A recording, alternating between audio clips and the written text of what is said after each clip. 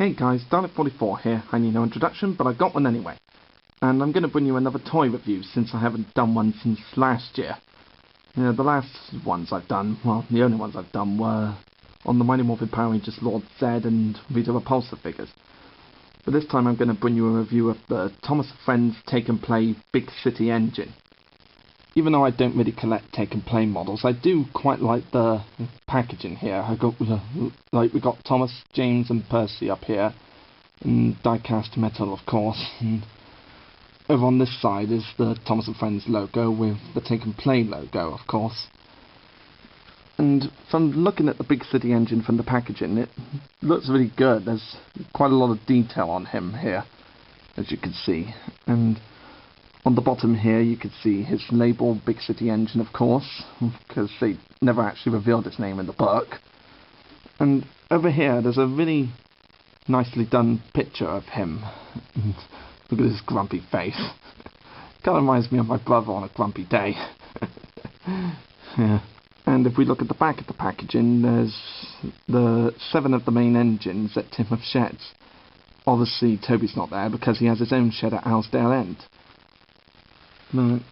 It's a very nice picture, even though it is CGI. I would have preferred the models, but there you go.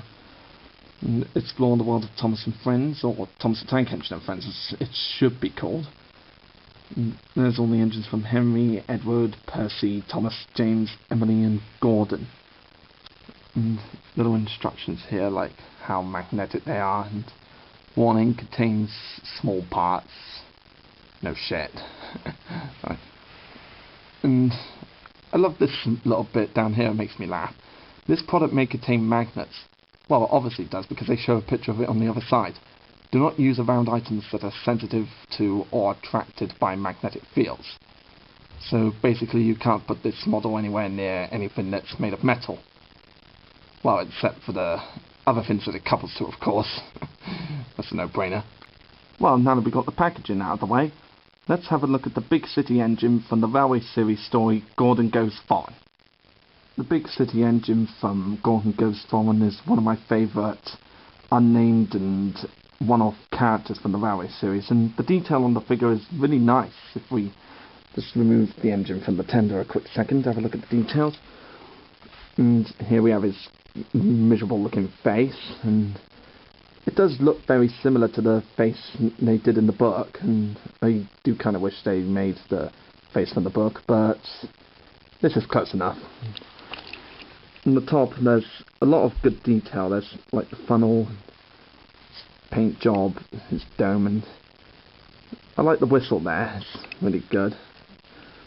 And I like these little side fins near his face. I'm not really sure what they're for, but there you go. And of course he's got his wheels here, his drive wheels and his little wheels, and a lot of detail on the side. A lot of firebox fin here, kind of reminds me of Henry's new shape. Here's the cab, and there's nothing really painted for the inside of the cab. It's a bit of a shame, but there you go. And the other side is pretty much the same. One nitpick I have with this figure is that this little fin here, where the side rods are supposed to be connected, aren't really painted green with red stripes, like I'm guessing they're supposed to be. And his buffers here aren't really painted that much either, they just left them red. But there you go, I do forgive that for all the detail that's on the figure. Okay, let's have a look at the tender. Here's the tender. And I like how they've done this bit here. It feels like there's actually coal in there. Very nice touch. There's the front of it that connects to the engine. And both sides are the same, pretty much.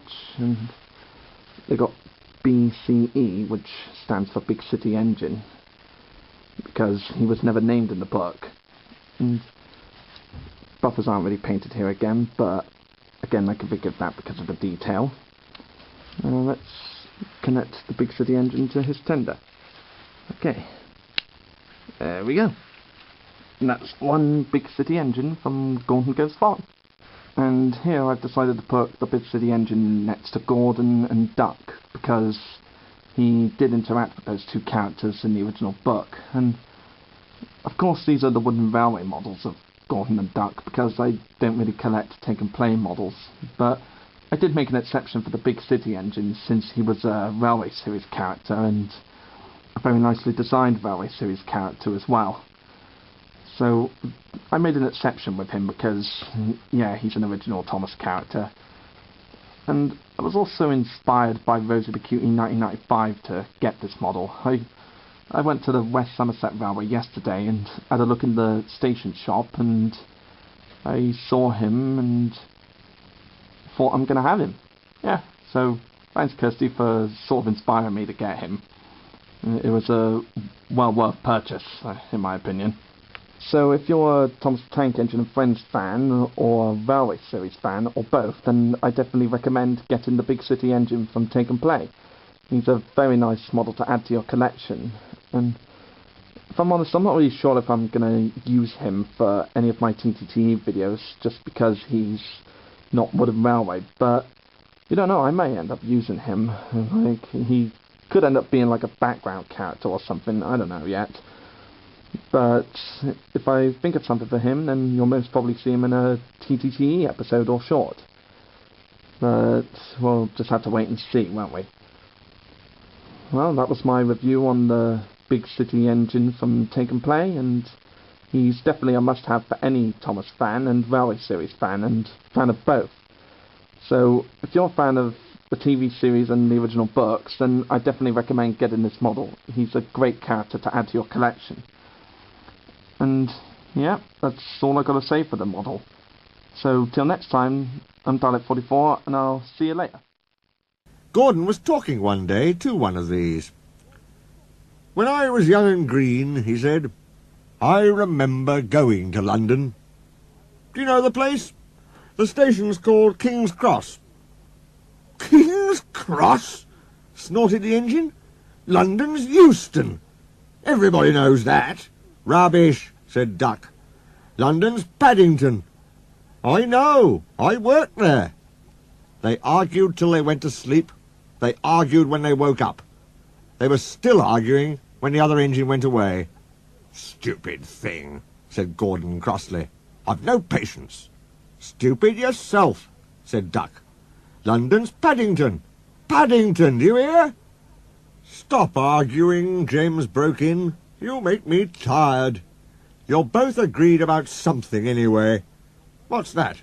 "London's not Euston," laughed James. "Now shut up."